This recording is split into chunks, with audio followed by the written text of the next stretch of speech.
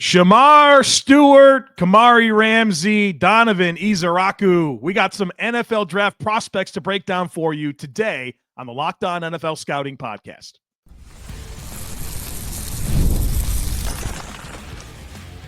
You are Locked On NFL Scouting with the Draft Dudes, your daily podcast for NFL and college football scouting.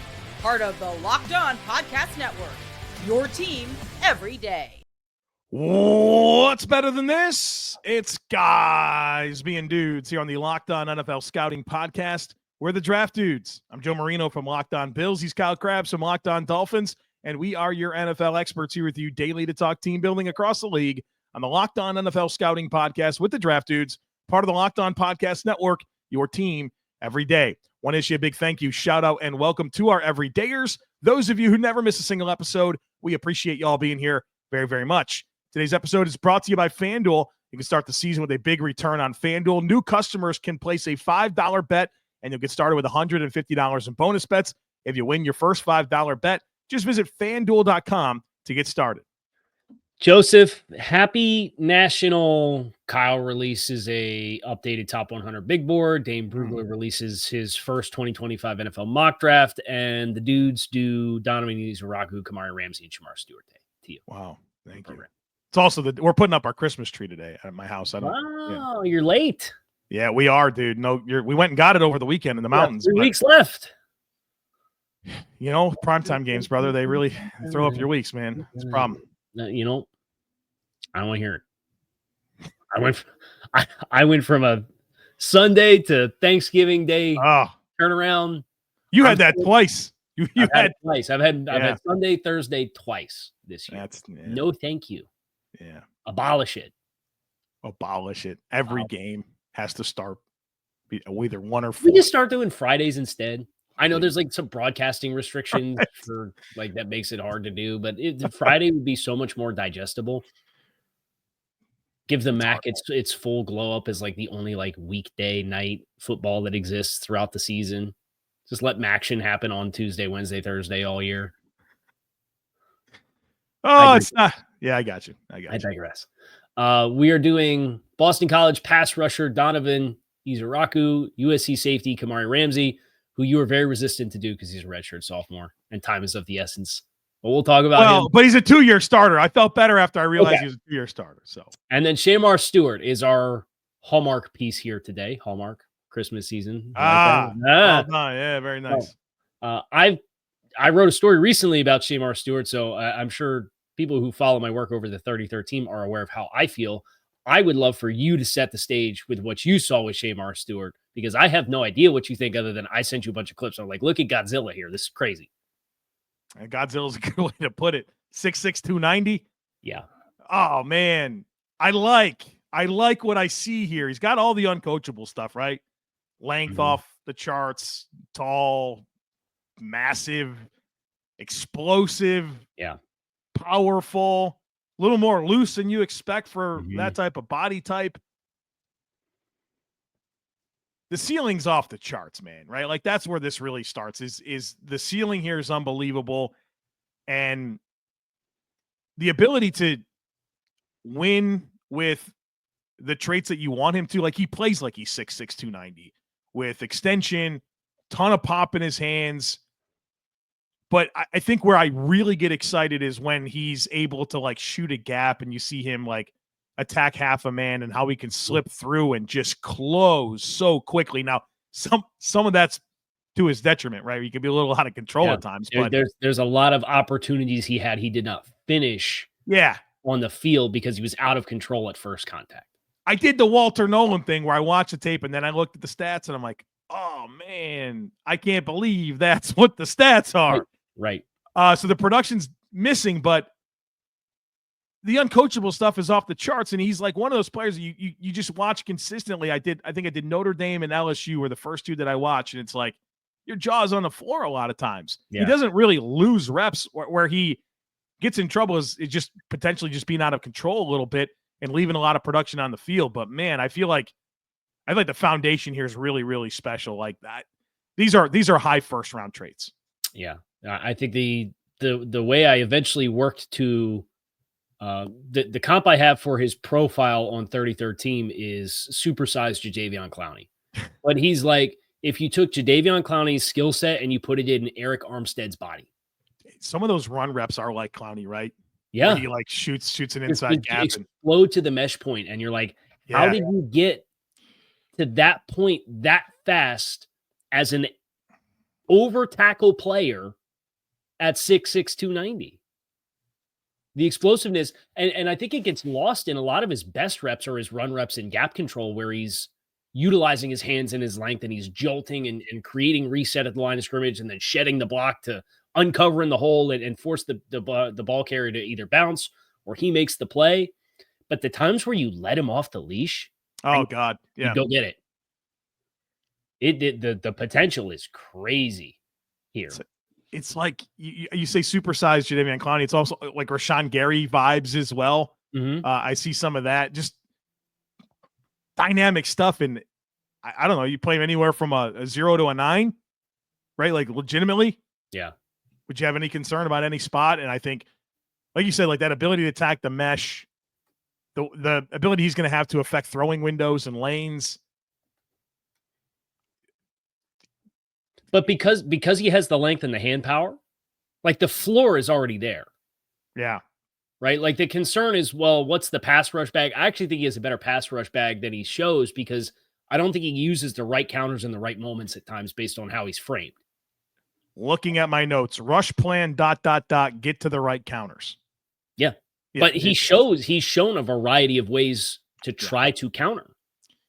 So 100%. it's just an honest, like in your first 3 steps, having that accurate diagnosis of what kind of set did the tackle give me? How much success did I have pressing up the upfield shoulder? Do I need to come back inside? Have I opened his hips, or is he still strong with his post leg? How do I attack his hands based on the hands of the tackle? And sometimes you get 2-handed punches. Sometimes you get a 1-hand punch. Sometimes guys have low hand carriage. I think all of those things, processing those things in real time, will get him there faster, so that those traditional, oh yeah, he won at first contact rushing off the edge, or oh yeah, he converted speed to power at the right time and dog walked this tackle, which he's capable of doing. It's all going to be there. Listen, we've thrown out some names. You throw out supersized Jadeveon Clowney. I mentioned Rashawn Gary. You invoked Eric Armstead. Why are we fighting so hard against saying Calais Campbell? That was another name that crossed my mind too. Because the size is pretty similar. Yeah. Yeah. I think that's probably your best case scenario, right? And oh, geez. Yeah. If he stays at 290, like he's built like Clowney too. He's got like the narrow, high cut. Like I always thought Calais was a little denser. You put this kid to 305. Yeah. I think that's the Calais Campbell special too, for when he was at his best in Arizona and played a little heavier. Yeah, if this guy loves football and like he checks all the character boxes and stuff, I'm not saying that because there's anything to be concerned about. I'm just saying. Can I give you some insight there? You please do. So he's from South Florida, and he had a lot of interest from Miami, University of Miami. Him and his family collectively decided he was going to go to College Station to get away from some of the distractions of what life in South Florida can provide. Yeah, he wants it. He wants it. Yeah, I didn't bring that up for any other reason than like, hey, if you have like these types of traits combined with habits, boy. Yeah, because it's a matter of there is player development that needs to take place here. Yeah. But he's made a huge leap this year in what his play looks like and putting everything together. And he's 14th on my updated board. Like I have a hard time imagining him not being a top 20 pick when it's all said and done. You've done more players than me, but I have him at 8. See, he's good. He's good. Every team should want him. Like there's no team that he doesn't fit. There's probably better ideas than others, but you want a havoc wreaker with ton of tools with upside. Get this guy on your football team. Yeah, man. Good defensive line class continues. Okay. Coming up next, we are going to get away from the edge rushers. We'll get back to them later on, but Kamari Ramsey, a little safety action here. Stick with us, folks. With big wireless providers, what you see is never what you get. Somewhere between the store and your first month's bill, the price you thought you were paying magically skyrockets. With Mint Mobile, you'll never have to worry about gotchas ever again. When Mint Mobile says $15 a month when you purchase a 3-month plan, they mean it. Say bye-bye to overpriced wireless plans, jaw-dropping monthly bills, and unexpected overages. Mint Mobile is here to rescue you with premium wireless plans starting at $15 a month. All plans come with a high-speed data and unlimited talk and text delivered on the nation's largest 5G network. Use your own phone with any Mint Mobile plan and bring your phone number along with your existing contacts. Ditch overpriced wireless with Mint Mobile's deal and get 3 months of premium wireless service for $15 a month. To get this new customer offer and your new 3-month premium wireless plan for just $15 a month, go to mintmobile.com/LockedOnNFL. That's mintmobile.com/LockedOnNFL. Cut your wireless bill to $15 a month at mintmobile.com/LockedOnNFL. $45 upfront payment required, equivalent to $15 a month. New customers on first 3-month plan only. Speed slower above 40 gigabytes on unlimited plan. Additional taxes, fees, and restrictions apply. See Mint Mobile for details. Prize Picks is the best place to get real money sports action. With over 10 million members and billions of dollars in awarded winnings, Prize Picks has made daily fantasy sports accessible to all. You just pick more or less on at least 2 players for a shot to win up to 100 times your cash. Run your game all season long on Prize Picks. Prize Picks is the best place to win real money this football season. Which players are going off? Which ones aren't? Make your picks in less than 60 seconds and turn your sports opinions into real money all season long on Prize Picks. Prize Picks also puts their members first, so all withdrawals are fast, safe, and secure. When my picks hit, I can get money as quick as 15 minutes. And Prize Picks now offers Venmo for quick and easy deposits and withdrawals into your account this season.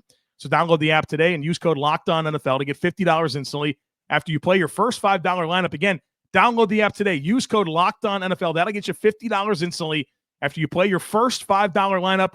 Prize Picks, run your game.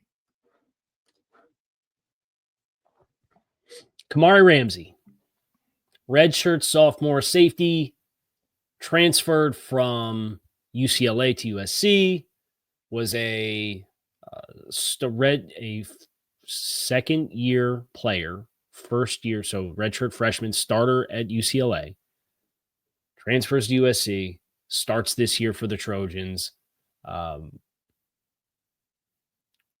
kind of hinted to you where my frame of mind is at with this player. What did you see on tape? He's good. Yeah, he's a really good football player. And I think it's easy to watch him and like him, right? He jumps off the tape. He processes quick. He's got a really fast downhill trigger, plays with a ton of urgency and effort. It's super likable. He's got good size as well. I don't actually have a size written down. I guess he's probably 6 foot, 200 pounds, right? 6 foot 204 unofficial. Yeah. So no concerns with size here. I think what's the challenge with Ramsey for me is going to be the evaluation feels very easy to me. The valuation is where the challenge comes because I think he's missing 2 things.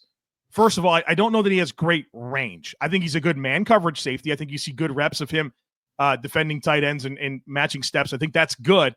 But is he a guy that really presents much appeal if you want to use him as a center fielder? I think he's more of maybe a lower safety or more of a split field safety. And then the other thing is the ball production just hasn't been there. And so range and ball production, I think, are 2 things that really push you up in the world of safety valuation. Yeah. But in the world of split zone safeties where, teams are running the ball, you want to roll a safety down to help with your run fit, going to shoot the alley and tackle. He's going to give you a lot. There's a lot of good players that are just like him in the NFL.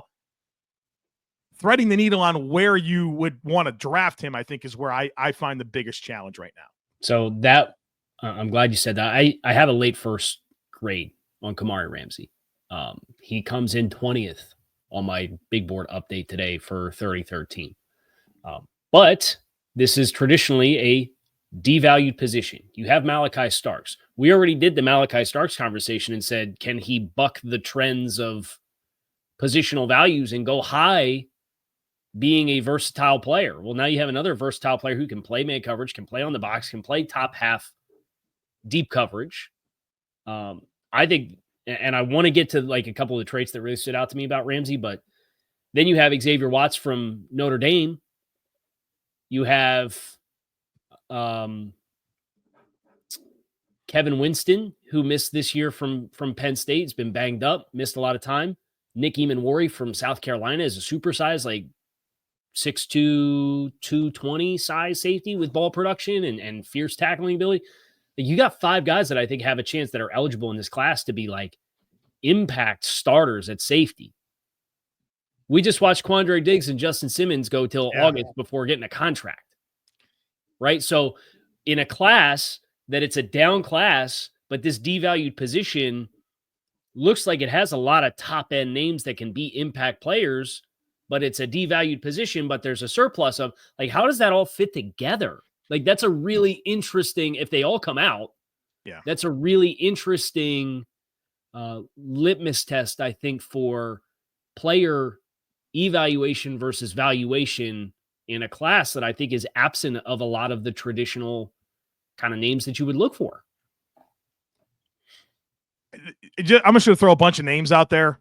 Brian Cook, Deshaun Elliott, Javon Holland, maybe. That's the comp that I have, Javon Holland. That makes a lot of sense. These types of safeties, like I feel like they're always around. But then there's like the Kirby Josephs, the Andre Siscos, the Malik Mustafas that like those are like 3rd and 4th round picks that wind up being good starters that I think have those guys arguably have more range and more ball production than this guy. Dude, I don't know when the right place to draft him is, but I do feel very comfortable that you're going to get a good starter that's going to be an important member of your team. But this overall conversation with safeties is, like you mentioned, man, they're starting caliber players that are available into camp seemingly every single year. He's young, and that's very, very helpful. He's 20. He'll be 21 in August. Yeah, man, he's a good player. I mean, look, Reed Blankenship's like a UDFA. The safety valuation just is impossible for me to figure out. Right. Now, I think what stands out to me is this is a 2-year starter with instincts. Like the play diagnosis stuff is, I think, where he's at his best. If you just took the reel of 3rd down tackles in coverage, where he is playing from space and depth, or they're boxing trips in a bunch set, or they're going to run 2 rubs with a slant underneath of it and try to create picks to get 3 yards on 3rd and 3. And he diagnoses and he beats blockers and he runs through, or he triggers from depth and comes downhill and he makes tackles, and he makes tackles at the catch point and forces 4th downs. He's probably got a dozen of them on tape this year. That's like, wow. The fact that you processed from that depth and that distance, and you off a flat-footed read exploded the way that you did and came downhill and tackled to force a punt, that was the part of Kamari Ramsey's game for me that really impressed me. And to your point, that's not playing high post, single high. And that's less important now than it's been in quite some time in the NFL. But nevertheless, it's not playing deep half and splitting the difference between 2 vertical routes and showing range to open your hips to the sideline and creating completions along the sideline on vertical throws, right? And those are usually the needle moving plays. But I just look at the instincts and the tackling, and I know he regressed this year from like a missed tackle rate, but the catch point in space tackles and the appetite that he has to deconstruct blocks and get off of guys and play the run and do everything. I think he's a guy you can play in the nickel. I think he's a guy you can play on the second level. I think he's a guy you can play in deep half. And the instincts for just like a guy that started less than 20 games or 21 games, I think at this point, is just off the charts good already. Like it's a question of what do you physically think he's capable of growing into versus what he is now? You mentioned the missed tackles. I wrote down as I saw him, I tried to write down, okay, why? I thought a couple of times it was just like not wrapping.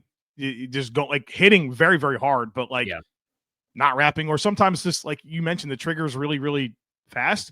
Sometimes it gets there a little bit out of control. And I don't know, that stuff feels correctable to me. I watched him and I acknowledged missed tackles, but I didn't watch him coming away concerned that that's going to be thinking that he's a bad tackler. He's a bad, 100% that. And then like, I don't want to bring the Bills into this, but I think it's relevant because the Bills they run a fair amount of one high middle of the field closed coverages where they'll have Taylor Rapp or Damar Hamlin as that one high safety. Those guys don't have any range, Kyle. Like, I mean, would a Rapp run a 4.7? Yeah. Damar might be slower than Rapp right now. So I don't know, man. If your instincts and landmarks and spacing are good. Yeah. I think it's okay.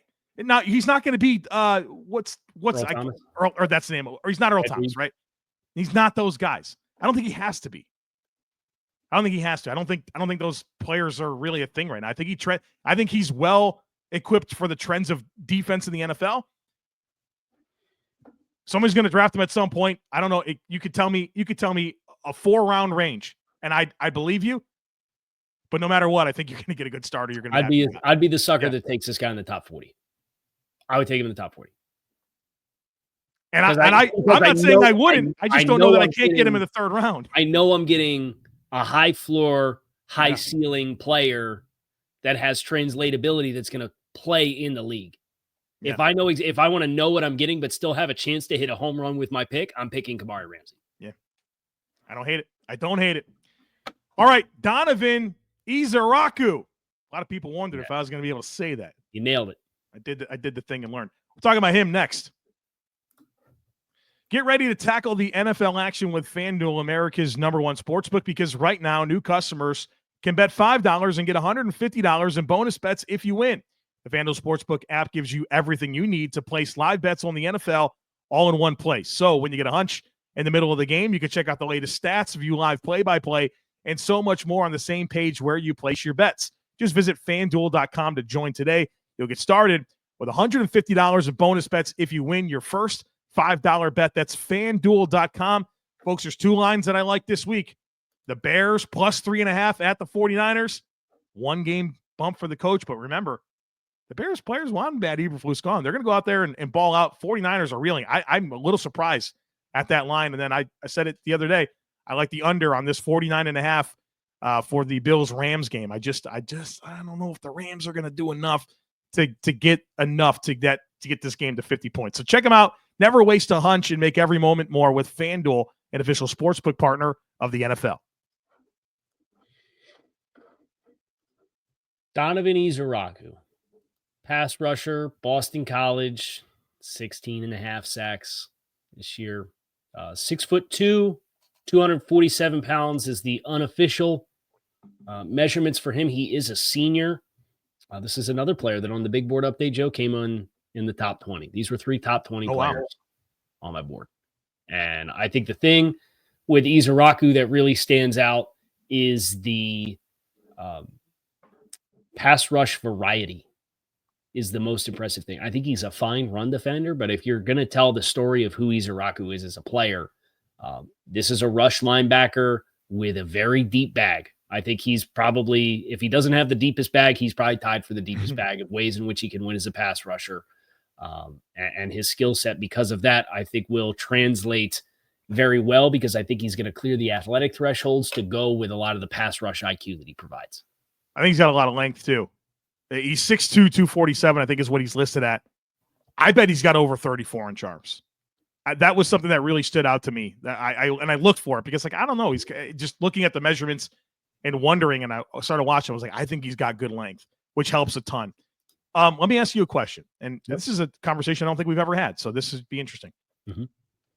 Is it better to have a lot of moves that you're pretty good at as a pass rusher, or 1 or 2 go-to moves that are at a high level that can help you win?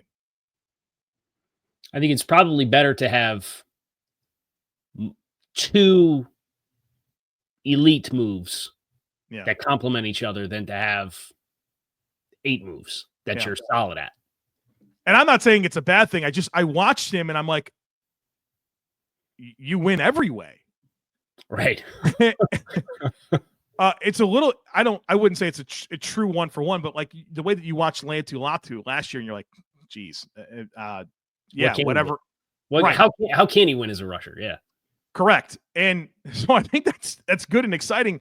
I wonder how much of that is going to translate and how important it's going to be for him to like really fine tune getting to the right move at the right time and not have so many clubs in the bag that it's, I feel like I'm nitpicking, but I'm trying to like say that I think he's got to fine tune that a little bit. He's twitchy. Can I give you the tail of the tape that I have on my write up for 3013? The first thing I do is go through all the rush moves. Okay. You let me know if there's any that I missed. Okay. Ezeiruaku offers a bevy of counters ranging from two-hand swipe, inside spin, swim, rip and dip, Euro cross chop, ghost rush, long arm, etc. Yeah. Okay, so we've established they've all worked at some point. They do. How many sacks? This guy does have stats, right? He's got a lot of sacks. A lot of sacks, right? This is very different. He's got more sacks than Shamar Stewart and Walter Nolan combined in their entire career in this season. Twitchy, a lot of pass rush variety. The run defense is interesting because I think he is a good run defender. You're not going to ask him to go be a weak side defensive end and go toe-to-toe with tackles and ask him to squeeze those gaps, right? He's more of a slasher. I think he's going to be good over tight ends. I think he's a guy. What's that? I'd rather keep him in a 2-point. Yeah, exactly. So not your traditional left defensive end in a 4-3 front, right? Like that's not who he is. I do say he is 247. I don't know that it really gets him in trouble, but there are times where I watch him and if he is trying to win with power and offensive tackles get hands on, it's game over, right? Like, so that's not untrue for a lot of players, but it is for him at his weight and as a guy that does have a huge bag of moves. If he's going to want to try to win with power, which I don't think he shouldn't, because I do think he has length and like he can one-arm stab and do some good things off of that. Mm-hmm. If guys do get hands-on, especially at the NFL level, the clamps are set. That's going to be it for him on that rep. Yeah, that is the one thing with him where he is twitchy, but at 6'2", even though he's under a lot of guys' pads naturally, the ability to collapse and compress isn't where I think he wins his hat, which is interesting because the comp that I eventually came up with was a player who came into the league the same way and then eventually bulked up and added weight and put that into his bag. Do you have any names? Do you have any names that I tried to do this? I struggled. Yeah. I thought I thought about Yannick Ngakoue and I was like, no, this guy plays the run. But from a body type where he's like, Yannick was 6'2", 250, 34 plus inch arms. I'm like, okay, they look similar, but I like the run defense a lot more with Ngakoue. Maybe like Malcolm Kuntz. He got a little more length than Malcolm Kuntz. Who'd you have? So I had to go back to 2005 for a name that I'm like, oh, this might be the guy. Trent Cole. Oh, wow. That's a blast from the past. So Trent Cole came through the combine as a 6'2", 236-pound rush linebacker out of Cincinnati. Eventually worked his way up to play at 265, 270 pounds. Has the variety of rush moves. Had some of the first step explosiveness with length, despite being a bit of an undersized player. I think profiled as a player that I could totally see Ezeiruaku. He had 5'8", 12.5, 9, 12.5, 10, 11 sacks during the peak of his career in his first 6 seasons in Philadelphia. He was named in 2 Pro Bowls. Like, I could see the career pathway following something similar. The run defense is present, and as he got older, he added weight, and it allowed him to be a little bit more stout when he lost his first step. That sounds There's good. people that are listening to this podcast who have no clue who Trent Cole is. Isn't that crazy? Yeah, I've made peace. We're glad you're here, but yeah, we're thankful for all of you. But there's probably a lot of things we say that people are like, yeah, I don't know who that player was. Dude, I was listening to Josh Allen talk about growing up as a 49ers fan. Yeah. He's like, yeah, we had Jeff Garcia and Tim Rattay. And I'm like, and that wasn't that long ago, right? I'm like, brother, are you serious? Are you serious? Like, that's what he like remembered. We weren't very good. He's like Dennis Erickson and Mike Nolan. I'm like, wasn't that just yesterday? Like, how's it going to make you feel? Like some of these guys that we talked about, like Kamari Ramsey's 20. right? You do the inventory. He was born in 2004, right? Which means his first football memories are probably like 08. I know. 09. Like the people that have never watched Brett Favre or like Drew Bledsoe, those are going to be like dated quarterbacks for them. It's insane. I grew up a 49ers fan, and Jeff Garcia was our quarterback. We had Jeff Garcia. What? Like Steve Young. Steve Young, Joe Montana. What? Yeah. Those Jeff Garcia 49ers teams were fun, though. Yeah. Fun teams. They were fun, but we're showing our age in more ways than one, and that includes saying that Andy Weidel is in Philadelphia as compared to Pittsburgh, where he's been the last 2 years. But in my defense, we both got young kids, right? So you got like dad brain rot. Oh, and it's also, real. We've talked about Andy Weidel before about being in Pittsburgh, but when you Google Andy Weidel bio, you know what the top SEO hit is? His Philadelphia Eagles bio page, which is what it came up. We're just like, yeah, I know Andy Weidel's I knew the lineage, I knew the background, and then as I'm going to get the facts right, they just click, and it's Philadelphia Eagles, Andy Weidel. I said, okay, we're just with the dad rot brain going on, so my apologies. No, it's real. It's real. Dad brain is real. It is real. So, and we're cutting molars over here in this house. God, that's coming for me, isn't it? Eventually. We'll be 2 little teeth on the bottom, so. We will be coming back for all of you again tomorrow with another episode of Locked On NFL Scouting. Hard to believe Week 14 starts tomorrow. We'll set the table and get things. Isn't it the big one? Is the Lions-Packers? Is that Thursday Night Football? Yeah. So both those teams played on Thanksgiving as well. So there's no short week dynamics for this game. We look forward to previewing that and all of the games for this weekend upcoming. I'm Kyle Crabbs. He's Joe Marino. We appreciate you guys for checking out the show. Make it a great rest of your day. We're out of here.